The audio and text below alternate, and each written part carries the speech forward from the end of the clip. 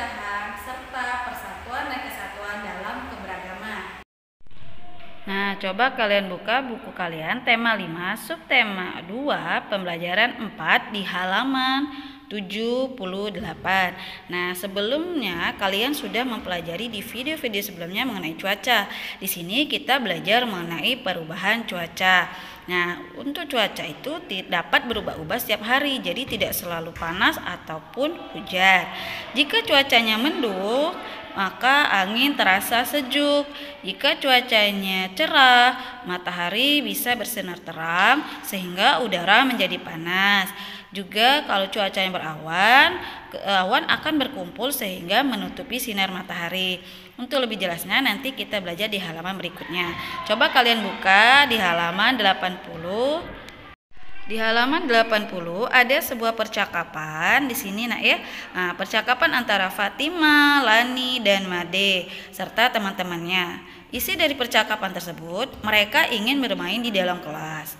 Nah, karena di dalam kelas banyak terdapat meja dan kursi, maka mereka harus menggesernya terlebih dahulu dan tak lupa juga mereka harus izin kepada ibu guru.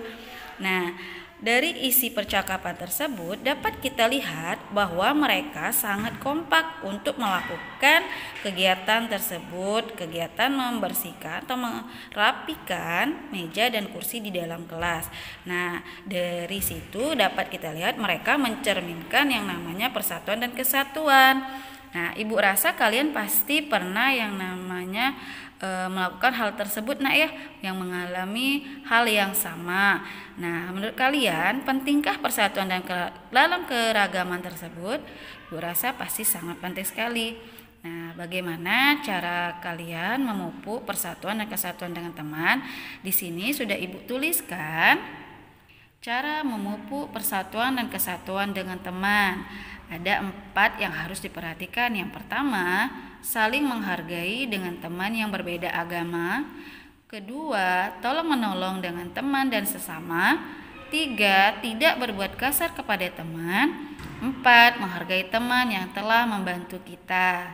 Nah, jadi kita harus saling bersatu ya. Adapun contoh tindakan yang mencerminkan persatuan dan kesatuan. 1. Tolong menolong antara tetangga dengan warga lain. 2. Menjalin silaturahmi dengan warga sekitar.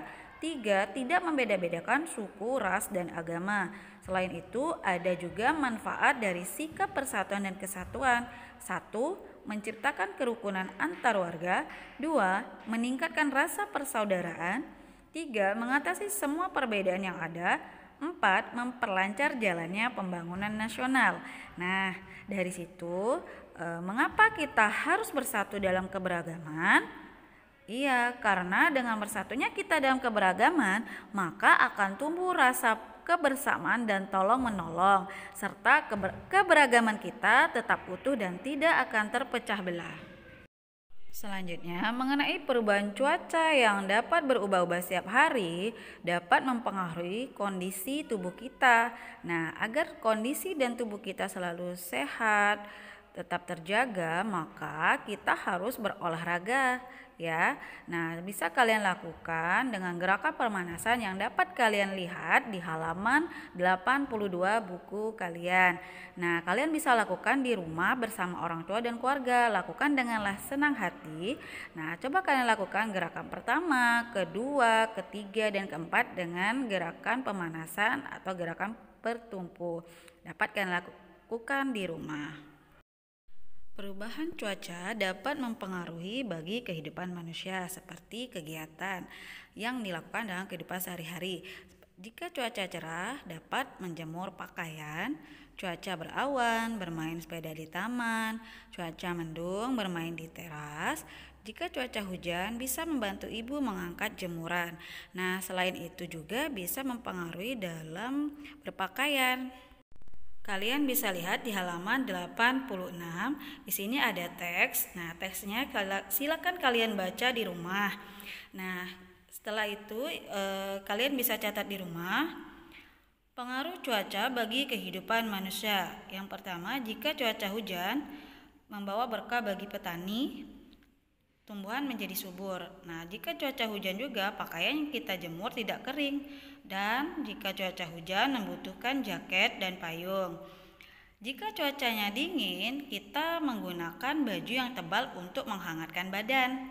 Jika cuaca panas, kita membutuhkan pakaian yang tipis agar dapat menyerap keringat.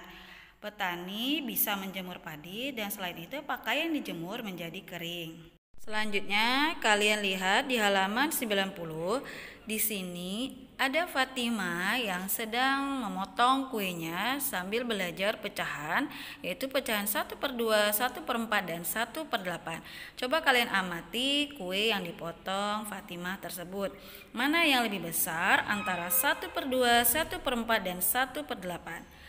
Kue 1/2 lebih besar daripada 1/4. 1/4 kuenya lebih besar dari 1/8. Pecahan 1/2, 1/4, dan 1/8 memiliki angka pembilang yang sama dan angka penyebut yang berbeda. Nah, bagaimana kalau kita membandingkan antara pecahan tersebut? Di sini Bu contohkan 1/2 titik-titik 1/8. Kita membandingkan. Nah, kalian sudah belajar di video sebelumnya. Bisa dengan cara kali silang. Ya, dikali silang. 1 dikali 4. Berapa nilainya? 4. Terus 1 dikali 2 nilainya 2. Sekarang kita lihat 4 lebih besar atau lebih kecil daripada 2? Iya, ternyata 4 lebih besar. Maka 1/2 lebih besar daripada 1/4. Yang kedua, kita kali silang lagi. 1 dikali 8, maka kita tulis di bawah 1/4. 1 dikali 4, hasilnya 4. Kita tulis di bawah 1/8. Kita lihat anak-anak, ternyata 8 itu lebih besar daripada 4. Maka 1/4 lebih besar daripada 1/8. Sekarang kita lihat yang ketiga. 1/2 dengan 1/8. Kita kali silang. 1 kali 8, 8. 1 kali 2, 2. Maka 8 lebih besar daripada 2. Jadi 1/2 lebih besar daripada 1/8. Maka dapat kita simpulkan dari soal tadi dan soal yang di buku kalian. Kita lihat jika pembilangnya sama dan penyebut berbeda, maka makin besar penyebutnya, maka semakin kecil nilai pecahan tersebut. Ibu ulang. Semakin besar angka penyebutnya, ya. Kita lihat di sini, semakin besar angka penyebutnya, maka nilai pecahannya semakin kecil. Oke, anak-anak. Nah, anak-anak, bagaimana kalau penyebutnya sama dan pembilangnya berbeda? Maka lebih mudah anak-anak seperti itu. Sekarang kita lihat, Bu contohkan.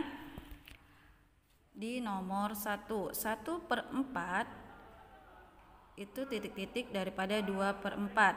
Nah, ternyata di nomor 1 sudah ada jawabannya. Dari mana? Coba kita lihat.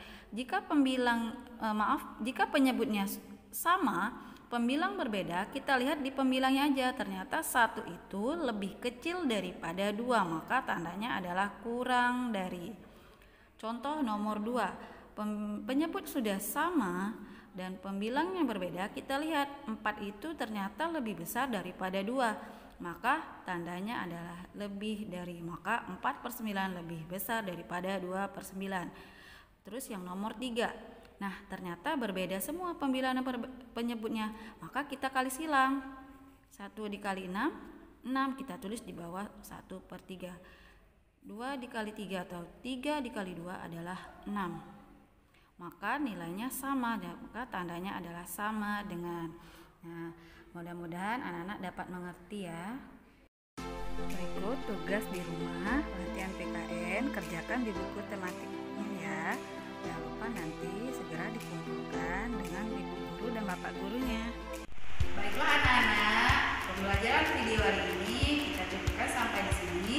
Semoga apa yang kalian lihat tadi, kalian pelajari dapat kalian pahami dan kalian ingat serta Bila ada yang masih kurang jelas, silakan kalian bertanya kepada gurunya masing-masing. Ibu akhiri dengan